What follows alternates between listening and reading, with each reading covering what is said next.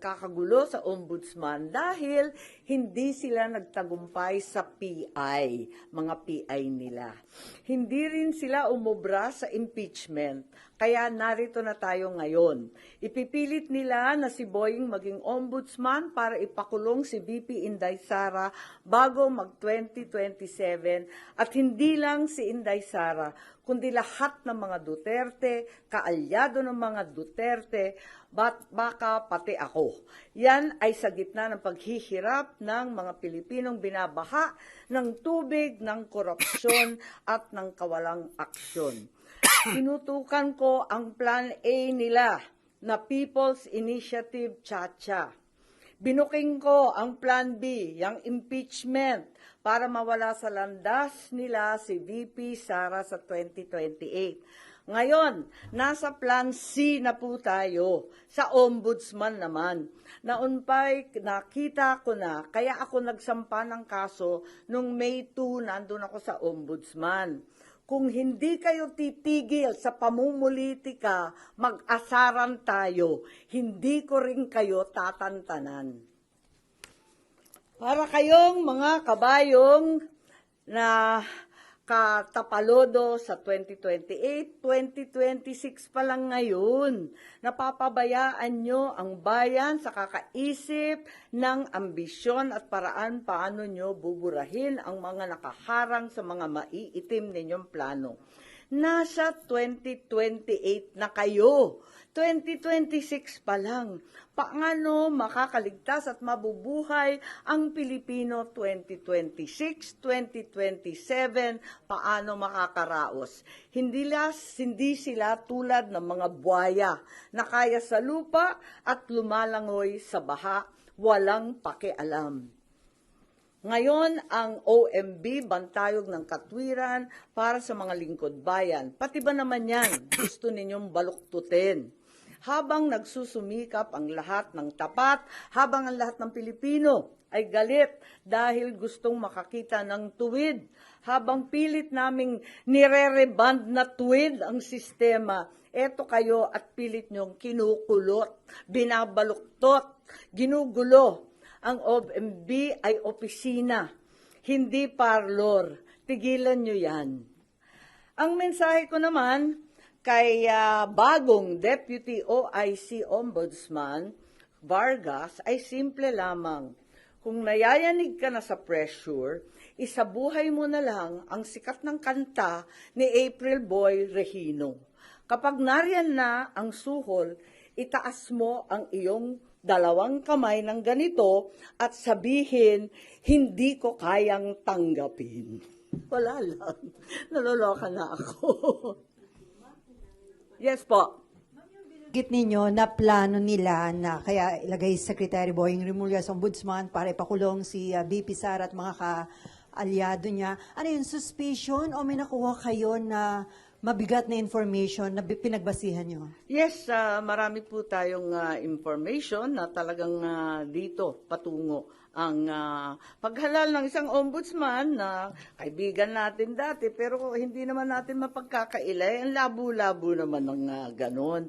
Kaya tututulan ko po at magtiisan po tayo. Hindi natin kakayanin yan at hindi dapat mangyari yan.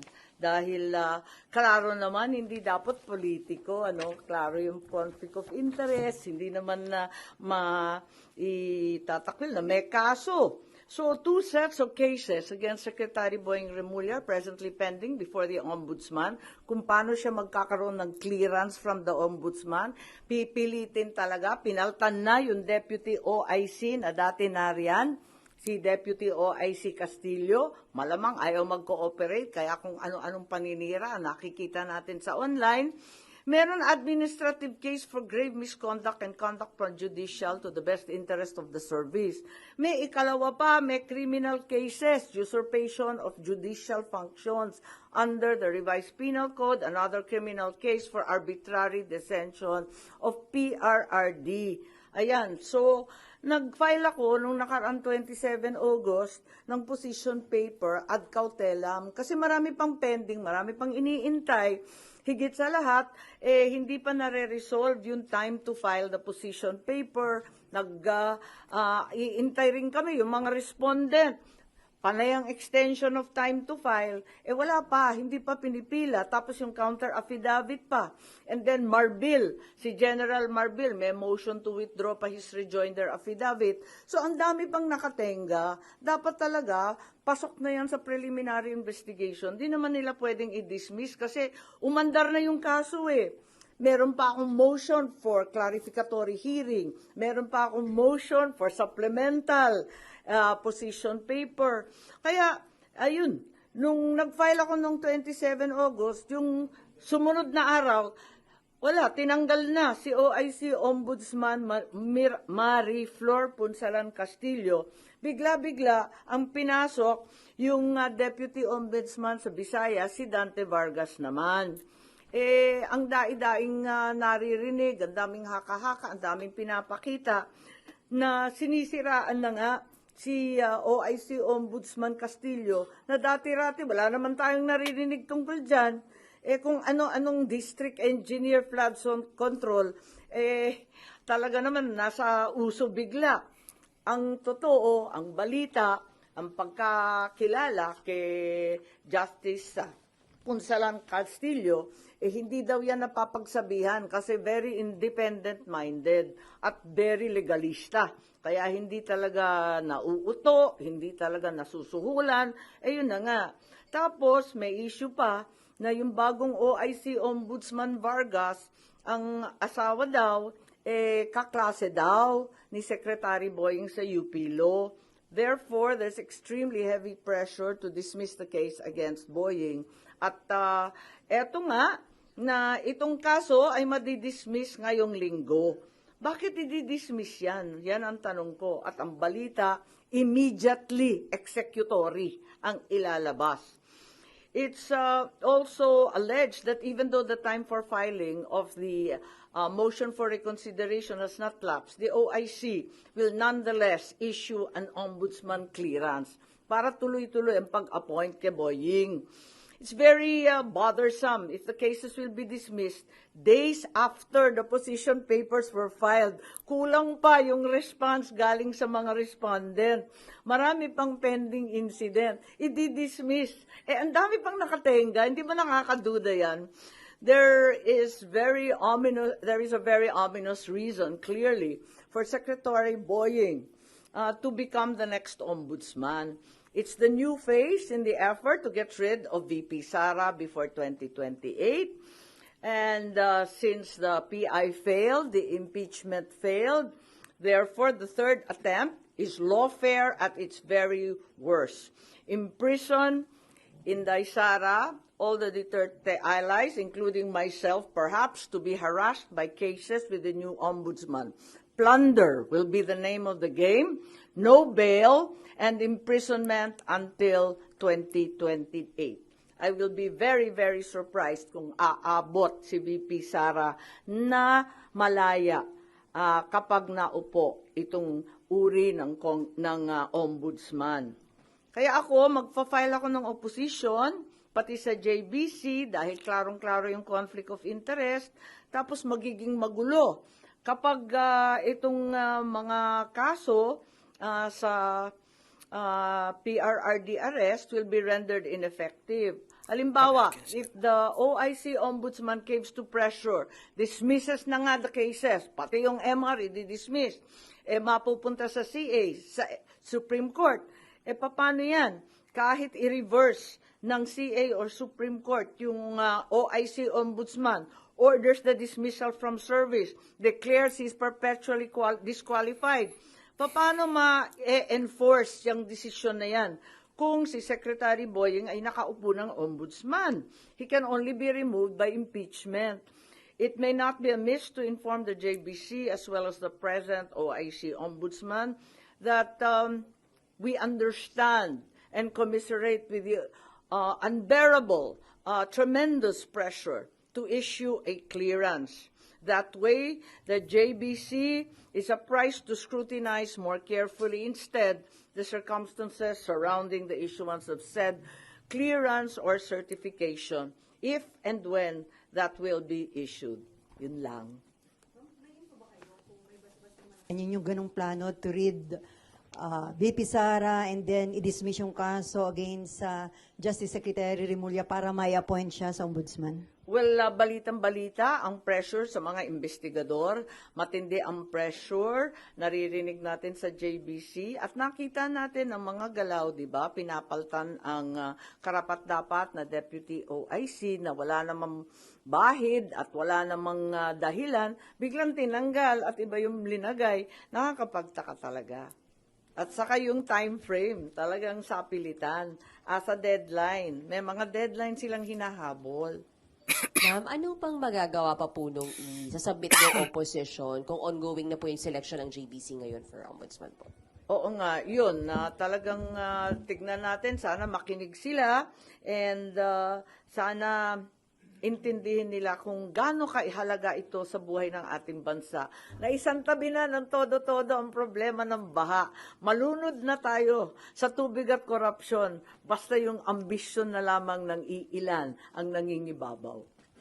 Good morning. Ma'am, ngayon yata isasalang sa JBC interview si Natapos na, Secretary. alas 10. Ah, pero yung opposition nyo po na-file or na-discuss nyo po ba kay Senator Alan as member ng JBC representing Kakausapin the ko Senate? mamaya. Nagulat kasi ako, hindi ko akalain na magpapa-interview. Akala ko bawal yun hanggat walang clearance. Aminin ko, hindi ko alam na kanina naka-schedule agad-agad. Will you also question his being included sa shortlist? At tignan natin kung anong gagawin. Pero hanggat maaari, talagang pipilitin ko hanggat kaya at tututulan. Tulad nga ng sinabi ko kanina, ay nako, hindi ko rin kayo tatantanan kasi klarong-klaro naman ang moves nila. May message din po sa Garapala na po. ang mensahe niyo po sa ading niyo na ultimately siya na may appointing authority. Ay nako, talaga naman hindi yata nakikinig. Ma'am, kung ayaw nyo kay Sec Boying, kanino kayo doon sa 17 o 16 na iba pa? Ay, hindi naman sa ayaw ko. Kaya nga lang, wag naman binabraso yung ombudsman. Yan na lang ang huling hantungan ng hustisya, ng katotohanan. Ang bigat naman nun. Constitutional body, guguluhin, ano? Wala naman akong sinasang-ayunan. Ang sinasabi ko, klarong disqualified. Kaya wag na lang. Ang liwaliwanag naman ang conflict of interest. Nakikita naman natin ang problema kapag may pending admin and criminal charges pa. Ang bigat naman, tapos gagawin ninyong ombudsman. Tama ba yun? Wala naman akong kinakampanyang kandidato para ombudsman. Sa totoo lang. Di ko nga kilala yung mga listahan. Siyempre, trabaho ng JBC yun eh. Wala na. Ibang issue lang. Ay, okay. Pero babalik pa ako sa budget. Okay, Oo, sige. yung madalian lang kung gusto nyo. Pero yun lang. Yes po. Ma'am, hindi ba parang ang for a goal na tanggalin lang si VP Sara, yun po talaga yung goal ni Secretary Remulla? Eh, hindi siya. Siguro yung mga nag-uutos din sa kanya. Marami kasi, di ba? Di ba masyado nang maliwanag ang pattern. Noon sinabi ng iba na napaka-alarmist ko. Bakit ko binubulabog ang lahat tungkol sa PI? O ngayon, tignan natin. Tapos yung impeachment, walang maniwala na itutuloy. Ayan, tinuloy. Wala rin nangyari. Kaya nandito na tayo sa Plan C. Yan talaga ang nangyayari. Ma'am, saan nyo nakuha yung information na may ganitong plano? Mag-ombudsman siya para ipakulong si VP Sara? Maliwanag naman kasi talagang sinabi na rin nung nag-iimbestiga yung mga Quadcom tungkol sa confidential and intelligence funds na ang tinutukoy, plunder charges, non-bailable, kulong bago 2028. Nakausap nyo na si VP Sara about this, ma'am? Yung possibility Hindi, na yung actually ombudsman? hindi pa. Kasi wala siya rito, sa totoo lang. At sa dami ng problema nun, dadagdagan ko pa. Hanggat kaya ko, talagang hindi ko tatantanan to at mag-asara na lang kami. Pero, ma'am, sorry. Pero Yep. hindi naman po ang gusto ni VP Sara, di ba? Sorry? Masagot po, hindi lang gusto ni VP Sara, masagot sa proper forum yung mga charges laban po sa kanya. Tama. So, hindi ba parang ano, o talagang si SOJ Remulla po yung bagong bala against her and the Dutertes po? Tignan nyo yung mga kilos nilang lahat, di ba? Doon patungo. Kung sana magkakaroon ng patas at makatotohanang depensa sa korte, kung papayagan siya, yun ang gusto niya. Pero kapag ganito na brasuhan, may balitang suhol, ginagamit yung mga may personal relationship, pinapaltan yung walang kamalay-malay na justice. Kung ano-ano ang nangyayari, pipilitin ng JBC, pa-i-interviewin.